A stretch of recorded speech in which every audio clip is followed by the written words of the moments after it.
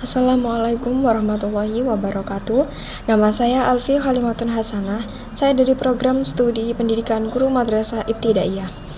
Di sini saya akan menjelaskan tentang sejarah pendidikan Islam di Andalusia Spanyol dan sejarah pendidikan pada masa kekhalifahan Mughal. Yang pertama, sejarah pendidikan Islam di Andalusia Spanyol.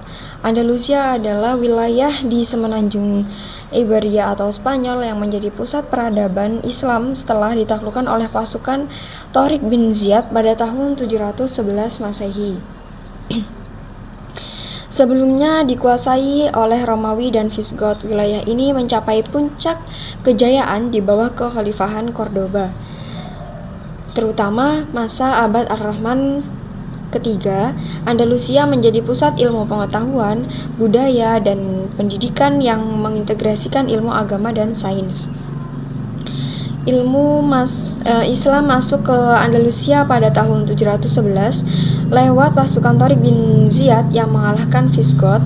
Wilayah ini lalu menjadi bagian kekhalifahan Umayyah, dan pada 756 Masehi, abad Ar-Rahman I mendirikan Emirat Cordoba. Islamisasi berlangsung damai dan Andalusia berkembang menjadi pusat peradaban dan ilmu pengetahuan khususnya di Cordoba. Kemudian pendidikan Islam di Andalusia ini ada 5. Yang pertama itu ada Kutab.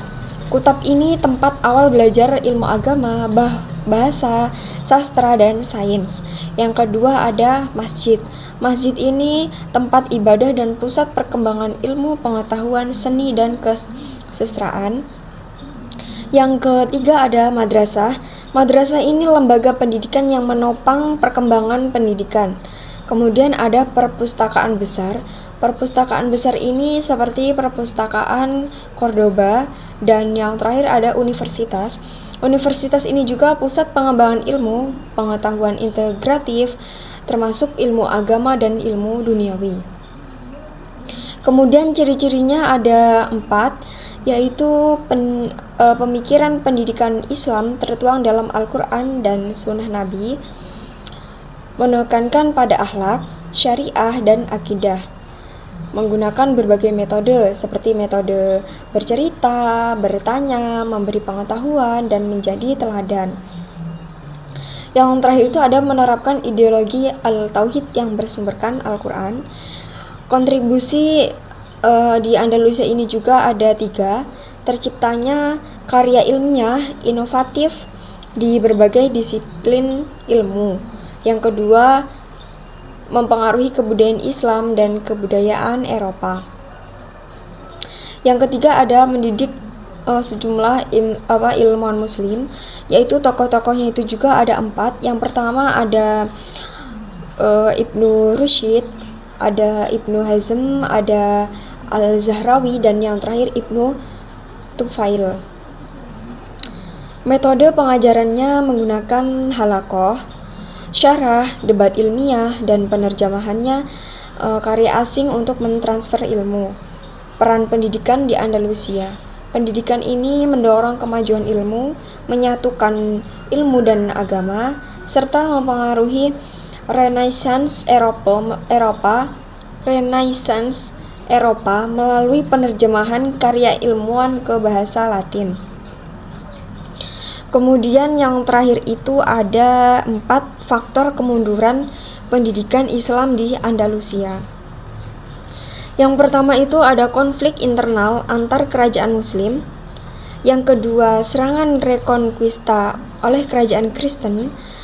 Yang ketiga, intoleransi terhadap ilmu pengetahuan dan pembatasan kebebasan berpikir. Dan yang keempat ada pembakaran buku-buku dan pengusiran umat Islam. Sekian penjelasan saya tentang sejarah pendidikan Islam di Andalusia atau Spanyol. Kemudian saya akan menjelaskan materi selanjutnya, yaitu tentang pendidikan Islam pada masa kekhalifahan Moghul. Yang A ini ada karakteristik dan struktural yang berkembang pada masa kekhalifahan Moghul. Sistem pendidikan Islam pada masa kekhalifahan Moghul ditandai oleh pendirian madrasah yang mengajarkan berbagai ilmu, termasuk agama, matematika, dan agrikultur. Terdapat dua fase dalam perkembangan pendidikan, yaitu fase klasik dan fase modern. Yang pertama ada karakteristik sistem pendidikan Islam yang berkembang. Ini ada beberapa macam. Yang pertama ada pendidikan terintegrasi. Ini pendidikan pada masa Mughal mengintegrasikan ilmu agama dan ilmu umum. Kemudian pendidikan madrasah. Banyak madrasah didirikan yang berfungsi sebagai pusat pengajaran dan penelitian. Kemudian ada bahasa pengantar. Bahasa Arab digunakan sebagai pengajaran ilmu agama, sementara bahasa lokal mulai diperkenalkan dalam beberapa konteks. Kemudian ada keterlibatan ulama. Ulama berperan penting dalam pendidikan dan diundang untuk mengajar di madrasah dan masjid. Kemudian ada juga fasilitas pendidikan. Terdapat bangunan khusus untuk pengajian yang berfungsi sebagai tempat belajar seperti Masjid Badsahi. Yang kedua ada struktur sistem pendidikan Islam yang berkembang. Ini ada 3, yaitu kepemimpinan Akbar. Kepemimpinan Akbar ini ada pendidikan Islam mengalami kemajuan signifikan dengan dukungan dari kerajaan. Kemudian madrasah untuk berbagai kalangan. Terdapat madrasah khusus untuk kalangan kaya yang lebih berkualitas. Ini sama saja dengan privat. Jadi cuma kalangan yang lebih berkualitas. Kemudian universitas awal, para ulama mengajarkan berbagai ilmu agama dan umum di madrasah untuk berkembang menjadi universitas. Kemudian yang B itu ada kurikulum yang diajarkan pada masa Moghul. Materi atau kurikulum yang diajarkan dalam ilmu agama itu ada 4. Yang pertama ada Al-Quran, yang kedua ada hadis, yang ketiga ada fikih, dan yang keempat ada akidah. Kemudian ada ilmu bahasa. Ilmu bahasa ini ada 2 bahasa, yaitu bahasa Arab dan bahasa Persia. Kemudian ada ilmu pengetahuan umum. Ilmu pengetahuan umum ini ada 3, matematika, astronomi, dan geografi.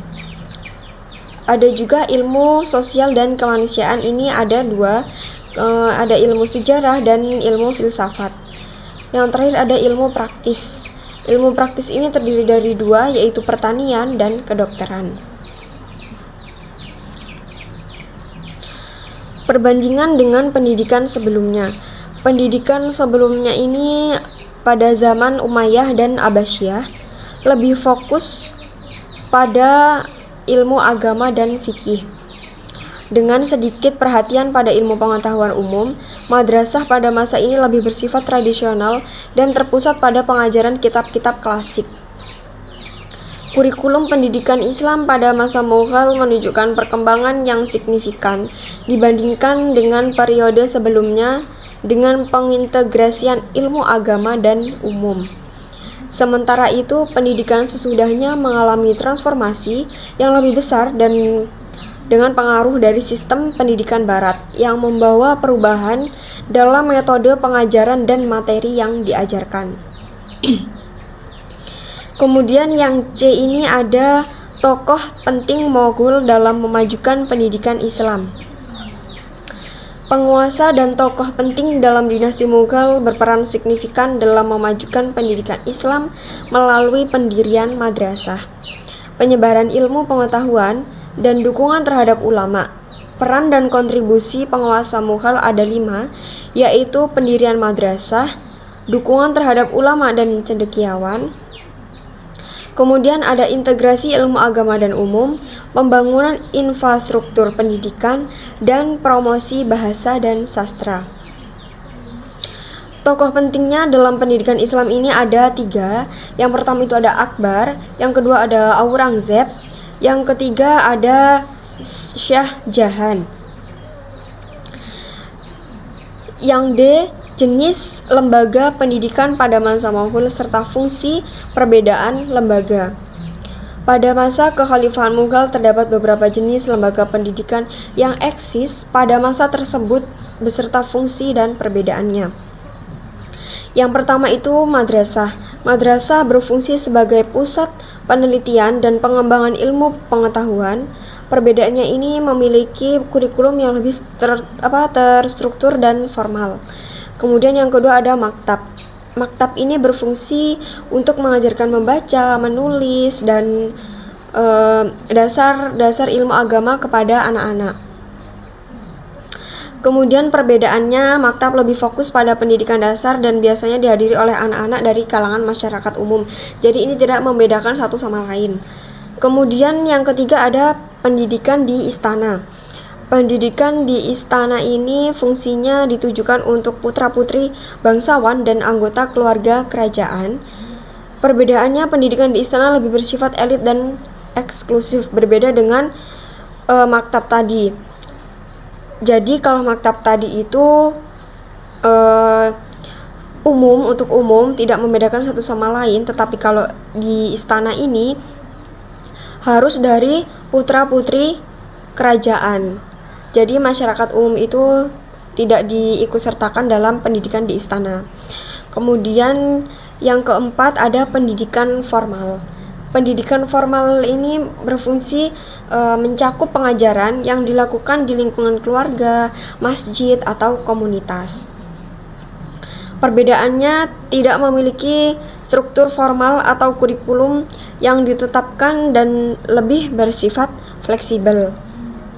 Oke, sekian penjelasan dari dua materi tersebut. Saya akhiri. Wassalamualaikum warahmatullahi wabarakatuh.